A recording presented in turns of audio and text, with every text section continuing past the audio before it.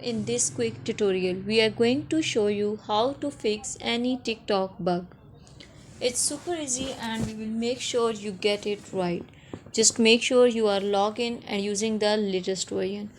Make sure to watch the complete video and follow each step carefully to avoid forgetting anything and making mistakes. Now we will learn that how to fix any TikTok bug. It means when your TikTok is not working properly or your videos are not working properly or they are paused, then you will go through on these steps. First of all, you have to click on the TikTok app. The app will appear in front of you.